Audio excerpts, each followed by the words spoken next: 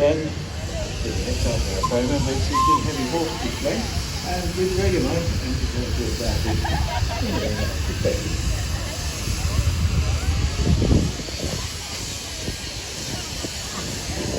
Okay, good afternoon ladies and gents.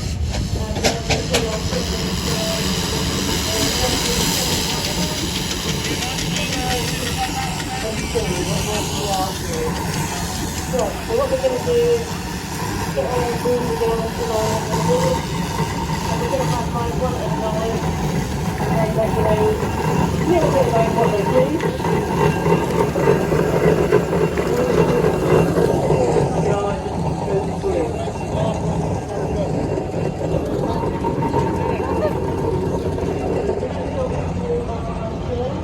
In Great Britain we have 4 main breeds of heavy horse.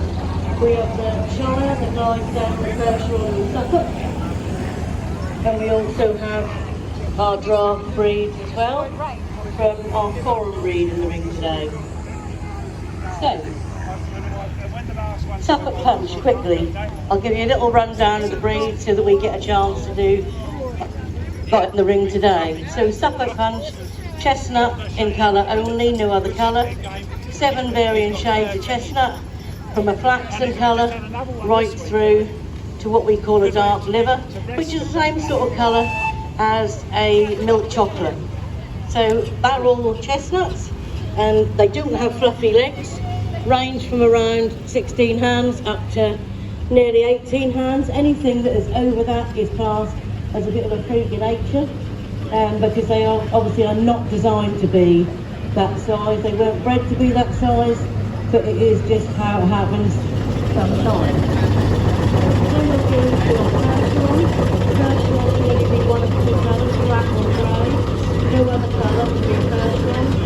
The one thing that the Percheron does share with the Suffolk is they don't have fluffy legs, so they're what we call a clean-legged heavy horse. And we're fortunate enough to have one of those in the ring today. Again, they range anything from about 15 to 16 hands, high up to 19 hands.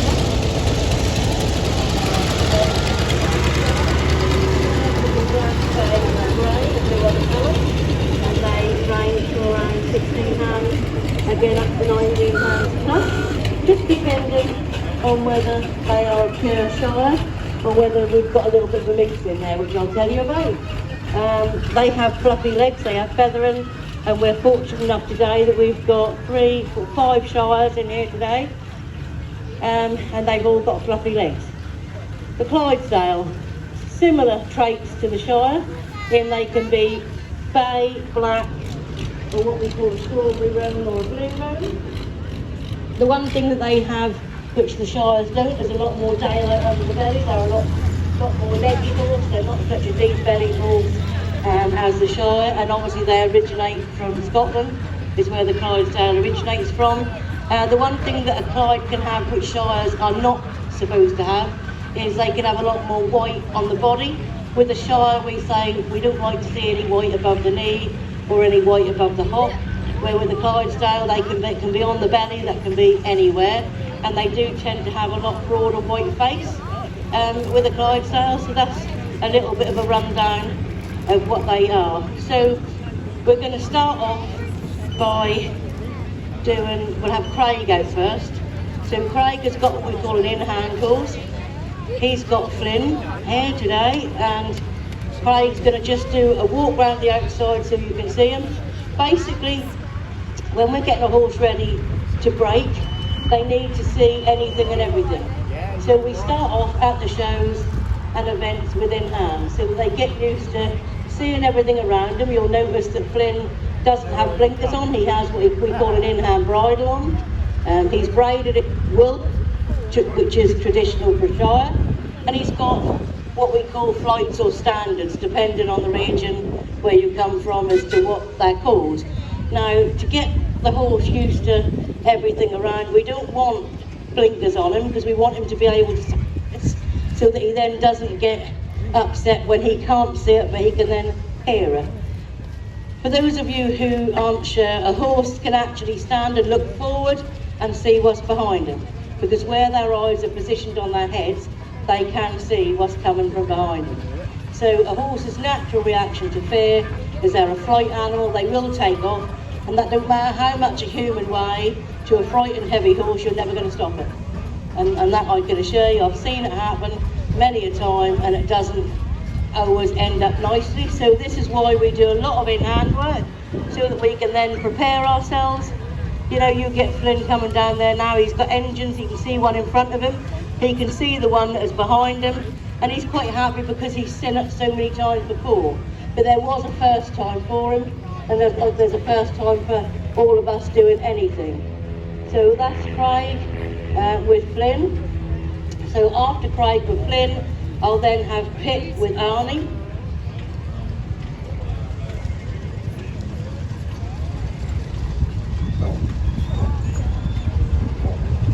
So once we've started, we've done the in-hand, we then have to then prepare that all of a sudden someone's not going to be beside me anymore.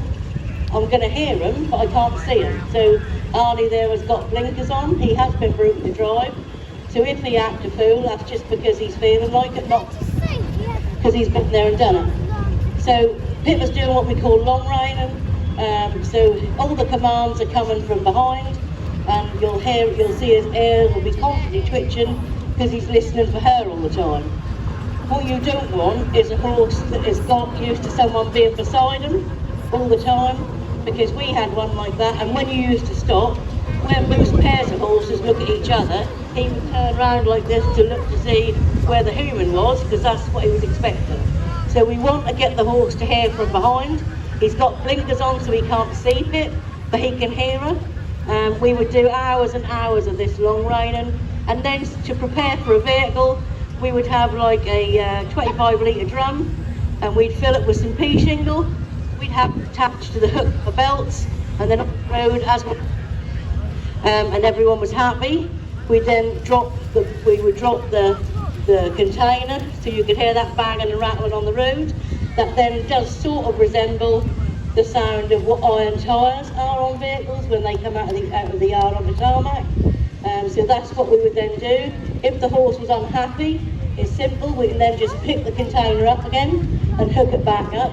If he's happy, we would then carry on and take our way round. So there's a lot of hours spent doing what Pip is doing here now, because in the end, if you want, and not a horse that is scared.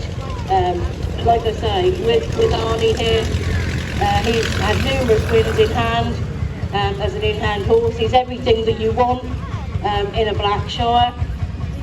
His mother, which was Hillmore Angelina, was actually one of my favourite horses on the circuit. She unfortunately was lost to colic, and you'd look at him and you'd think, why isn't he kept in Tyre as a stallion? The reason for that was Angelina was what we call a B-graded mare, and any male produce from her had to be castrated, could not be kept in Tyre.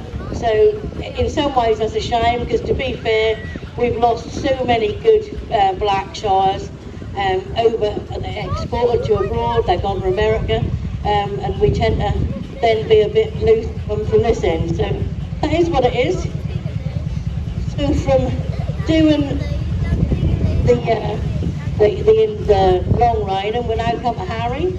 So Harry's got a two-wheel cart here, but this two-wheel cart is what we would use as like something like an exercise cart, something that is nice and light. I've heard people say, well, they don't know they're pulling it, it's only like a wheelbarrow. God forbid if they told me I was pulling a wheelbarrow when I was showing two-wheel cart, but it's light.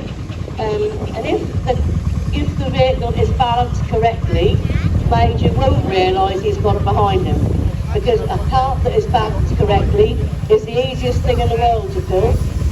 Not balanced correctly, then he will know that that's there, and also so would Harry, because the seat that you sit here, it's like across the bottom of your back, and if it's not balanced, when you then go on to trot, that will do nothing but smack you in the back, and it's not nice. So you'll always know if your vehicle is balanced correctly. So this is what we would then put something like Arnie in. Once we'd gone from long riding, we'd put him into a nice little light vehicle for him to go in where it's not too much for him to pull. you know us there, and that's just enough to build him some confidence without trying to make him pull too much. When we started out with heavies years ago, you always tend to listen to what you think is people that know better. And I remember one chap said to me, who was an older generation, "Well, gal, you want to give him something to pull? Put him on something heavy, make him pull it." And that was the worst mistake we ever made, because that horse was a lovely horse. You could do anything with him, but he would pull your arms out the sockets, whether you put him on a little size vehicle or whether you put him on a drag. Well, he'd got to thump into that collar to get it to move. So you end up with a horse then that's quite heavy in the mat, and then that in turn they're hard on your arms. I used to come out of the ring, and sometimes my arms would be numb because he pulled and pulled and pulled that much. So that is, you know, what happens there with these heavies. If you give them too much to pull, they really, you know, they don't do it. They're not happy, and every horse has to be happy to do. So that's Harry there with our two-wheel cart. So from our two-wheel cart we'll now go on to Tom. Tom is our Percheron. I think we've got Desi here. Lovely black Percheron. There is some Canadian bloodlines in there, but the fortunate thing for us is he's kept the lovely bone.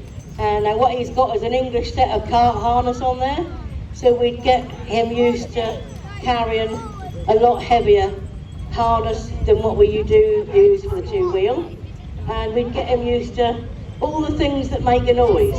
Because if you look at what Pip was using to long rein, there's nothing there that actually makes any noise. It's all very quiet, it's all leather, and that's all very gentle. Where now with this, Debbie's the back chain, which goes over in the ridge that sits in the middle of the pad, and he's also got his tug chains at the front and his britching chains at the back, and as they move they make a noise. So he's getting used to different things like that before you attach him to a vehicle that is a lot heavier than what he's been used to. So that's what we do. We put them in with some change, with some noise, and get them used to doing that.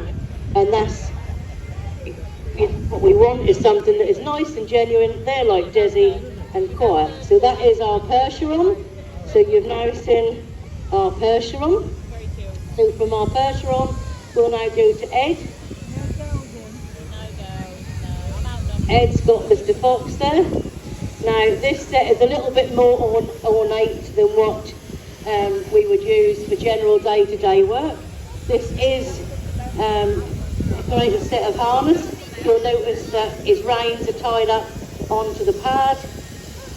He's got bells on his britching, and Pip is a very strong contender with decorated harness classes. Many places where she doesn't win. Be a lot more brass than what you see there today, but the actual hours cleaning these sets of harness, get them in the condition that you see here today, is very difficult. And I know Pip has been out on a tow with us where there was a hailstorm, and the hailstorm actually dented the pad because it hit. So it is quite difficult to keep all these things in the correct order. That does take hours of cleaning to keep these harnesses in the condition. For those of you who aren't aware, leather is live, and if you don't feed it, it cracks, and when it cracks, it breaks. When you've got a ton of horse in front of you, and it's attached to a vehicle, the last thing you want is for it to break. So we do not polish the back side of our harness, we polish the front side. The back side is then left, and it's fed with what we call a leather feed. So that then in turn keeps the leather all supple, and it feeds it from the back, so it doesn't affect the shine on the front. It literally just keeps it nice and supple. I was judging last year at a show, and there was a set of decorated harness come in front of me. Lovely set of harness, but I could have cried, because when you saw it, it was nothing but looked like crazy pavement, where that had literally been let dry out. That obviously has been stuck in someone's loft for years and years and years and never fed and looked after. And you certainly wouldn't want to put it on a horse to drive it or use it. So that's lovely. It's Ed there with Mr. Fox. So we'll then go to Graham. So Graham has got Ebony. He'll do a circuit for you now. And what Ebony's got on there is a set of boating harness. She would be used to pull the barges along the canal. And from Ebony, as you see at the back, she's got like the bar that goes behind the back of her legs, and attached to that is a piece of rope which then makes like a triangle, and the boat would have 100 foot of rope on to that, so that between Ebony and the boat. The reason being, if there wasn't that distance of rope, the boat could actually pull Ebony into the canal. And that's been seen and done. But Ebony is probably definitely a little bit taller than what you would expect one of the canal horses to be. They were fairly a bit like Anna or a cob, not quite as tall as Ebony because she is very tall. But the one thing you'll notice with the hames on Ebony is they don't stand proud, like for instance Tom there with Desi, they're number 1 hames on there and they stand way up above the collar. Now with Ebony's, they're actually level, and the reason that they're level is because they've got to be able to get under the bridges, and if they're too high, they would then not go under the bridges. So that's the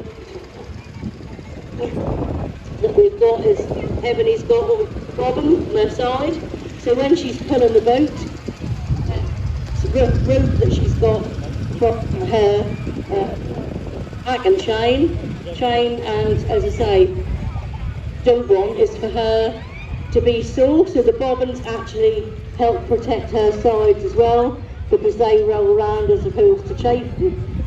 You'll notice that Ebony is wearing a little piece of headgear there. It's not that she doesn't want to hear what's going on, but basically where you've got water, you've got flies and midges, and they do upset the horses in their ears all the time, so they what we call hair nets like that over her ears are there to protect and stop her getting all the midges and flies in her ears from the waterways. It is very difficult now to get insurance to do this, but as I say, that is our Graham there with Ebony, our black Shire mare. So we'll go to another mode of transport now, which is our lovely Percy. So Percy's our Suffolk, and he's in a tip cart. Now, the purpose of the tip cart would have been you could use it to muck the cattle sheds out, the farmer would use it for that, and then after that he'd go back and tip it, give it a bit of a brush out, and then the other purpose for this vehicle would be used to bring the crop from the field to the farm. Now, whether that was filled with sugar beet, mangels, turnips, Swedes, whatever you like would have been put on to this vehicle. There are wooden wheels on the vehicle and they have got iron tyres on them. Sophie's sitting on the side there, which is traditional, and the farmer would do that to go out to the field. Coming back, there'd be no room to sit on there because it would be full of produce, so Sophie would have to walk. At the front and the back of Sophie, you'll notice what, depending on the region where you come from, some people call them ladders, others call them raves, some call them greedy boards. There's a little bit of a clue in there, greedy boards, because the greedy farmer wants to get as much on that vehicle at a time as possible. So with the ladders on there like that, he can heat the vehicle right up and not lose the load coming back. The vehicle isn't that comfortable actually to ride on because the vehicle is not sprung. There is no springs on a tip cart because they were there for literally for a farm cart. So you wouldn't want to be going and doing too much road work with this vehicle or on too bumpy a ground. So, but this Percy is Clara's has owned Percy since he was a baby, and he's now broken to ride and drive, and he's certainly proven to be a superstar of the future. I'm sure he'll be one to look out for, and what an absolutely fine example of a tip cart, a lovely set of English harness with a cloth back, which is what we like to see with working horses, because a horse that's pushing into the collar all day long you know, does get and can get sore shoulders, well that felt back collar then absorbs all the sweat and keeps Percy comfortable, which is exactly what we want and that's what we need. So that's our Percy there. You'll notice that Percy's being driven with what we call rope lines. He's not being driven with leather reins. It is illegal to drive on the road with rope lines tied to a bit. Your insurance would not be valid. What you can do, however, if you like driving with rope lines, you can have what we call a leather billet attached to them, and then so that the leather billet goes onto the bit, it then becomes legal to do, but you're not allowed now. One of the rulings that they brought out is you can't tie on to a bit. For whatever reason, that's how it is. So next, we'll have our Karen out with Gifford.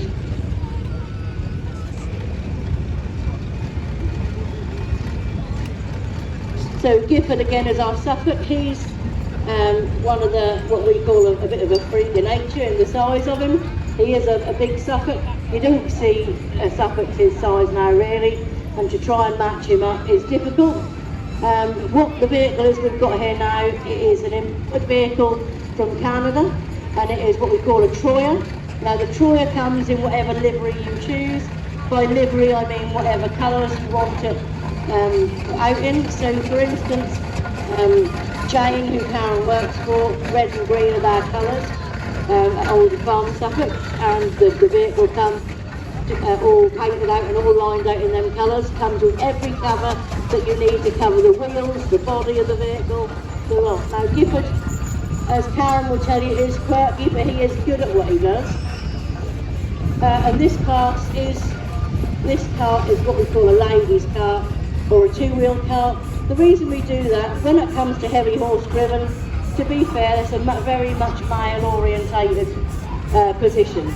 But the women, believe it or not, are the ones that drop off work at home, all the exercising, all the driving, and the man just arrives at the show, gets up on the seat and takes all the glory. So this is the ladies' chance of actually going out and enjoying ourselves and proving that we can actually drive a car as good as any man can. Some of us do drive drays, Karen does drive a dray, but there is not many female drivers now up on brewery drays.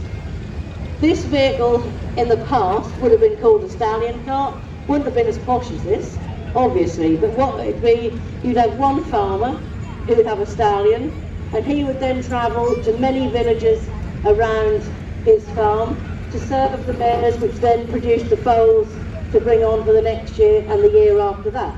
So every year the farmer with the stallion would go around to cover the mares, because at the end of the day that was your everything. There was no Land Rover Defenders, there was no Ivor Williams trailers.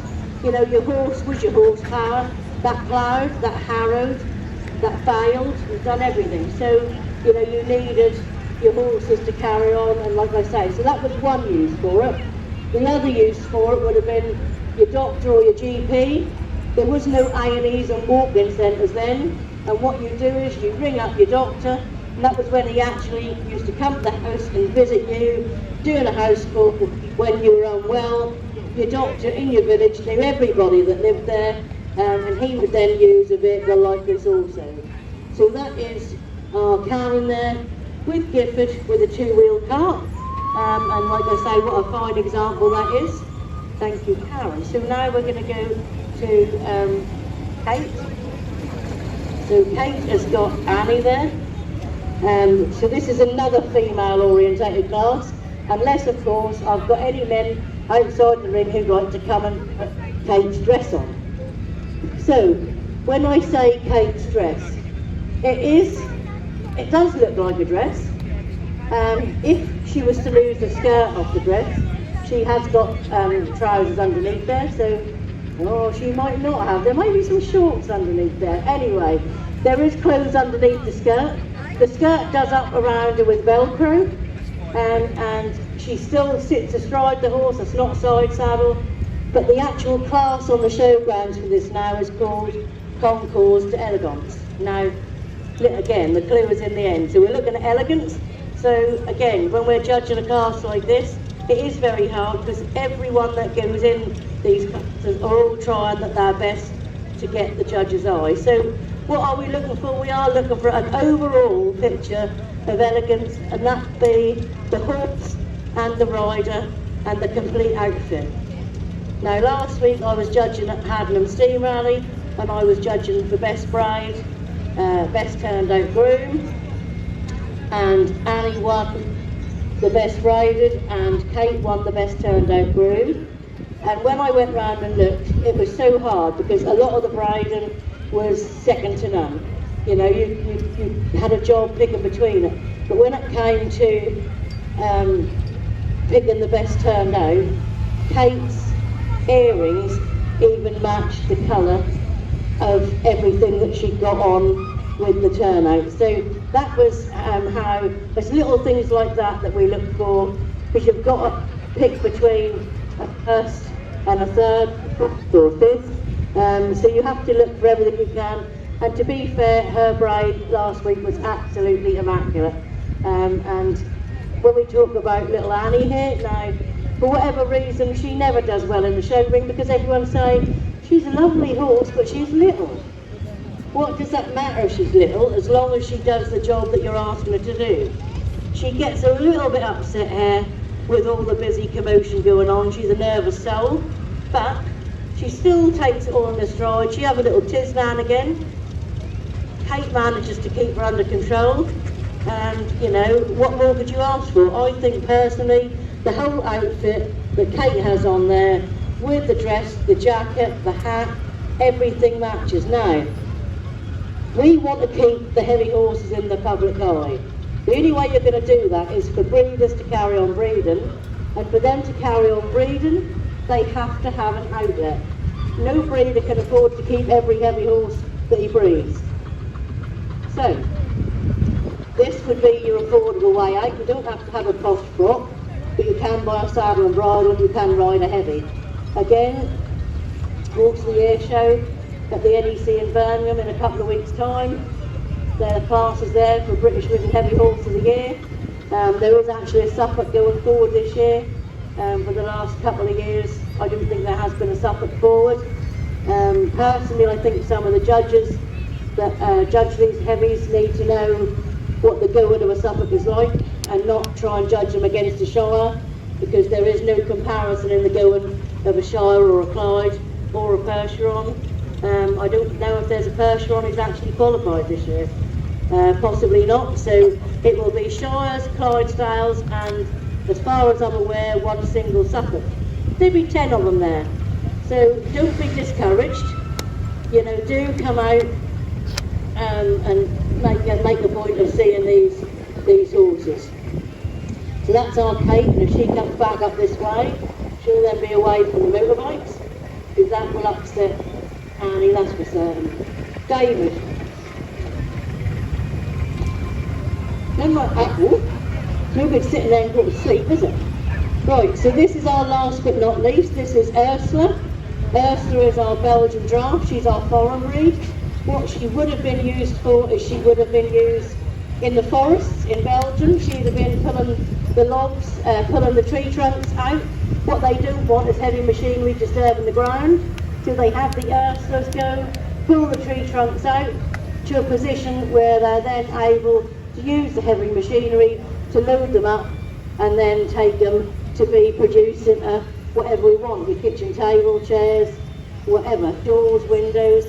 So you'll notice the one thing about the Belgian draft, obviously her colour is different to everything else. She has got black fluffy legs, but the one thing that she hasn't got is a tail.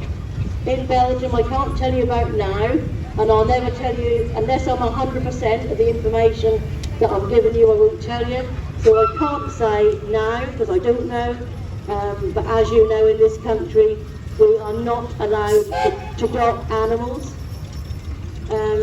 We cannot dock dogs unless we can prove they're going to be a workman dog. But in Belgium, they used to, as I say, dock these horses because they were used in the forest a lot with chains. The only thing that I feel is a little bit unfair is the fact that a tail is a natural defence for a horse to get rid of the flies, because they swish a tail.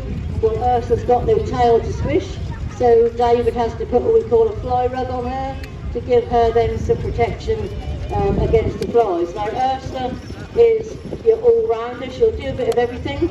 The other week she was on Holcombe Beach. David took her for holiday, so they went riding on the beach. So she'll ride, she'll drive. Last weekend she was at Hadlam working out on the working plot. She had a cultivator out there, so she was doing a bit of cultivating. There is nothing that the horse won't do. The owner can sometimes be a bit temperamental, because he doesn't like getting up sometimes. But most of the time he's quite amiable too. He's got Hayley there to keep him in order now, so he has to do as he's told.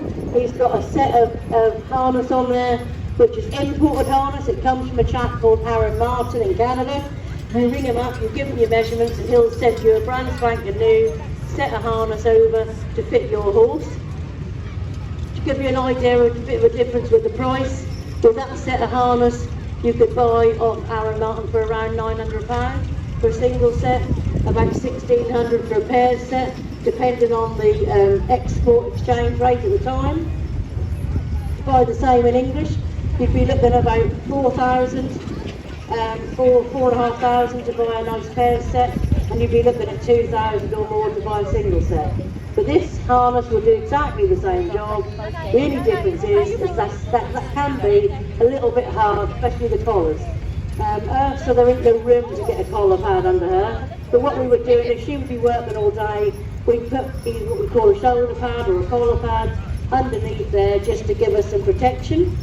The vehicle that he's driving there was made by Hartland Carriages, and that is used as a people carrier / exercise vehicle. So you could go out and exercise in it, and as well as that you then use it to go around your lanes with. Right, so I think I have covered all the horses. Sure I have. Now we are going to go back to the ring in that direction. Please feel free to come and speak to the horses or the handlers. Just give them a chance to get out of harness. They don't have an emergency stop, so please, whatever you do, do not step out in front of them, because there's nothing that we can do to stop them any quicker than we can already. And a ton of horse on your foot don't always fare well, so the best thing to do is just give them a wide berth until they're back on their own. I hope you've enjoyed the display and learned something that maybe you didn't know before. And as I say, don't feel that you can't come over, because you can. Do come over and speak to us and ask us any questions that you'd like to ask. Thank you very much. Thank you very much, Becky. We're going to be here for us tomorrow.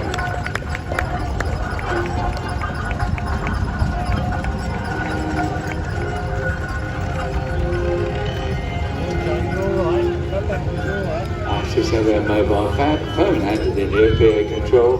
We think it belongs to somebody called Aaron, who's left on one of the tool stores. So if you've lost your phone, Aaron, it's here at PA control. Do come and pick it up at the bottom end of the main arena, blue light, will do that. Yeah, I'll put it in the corner with the others, chat.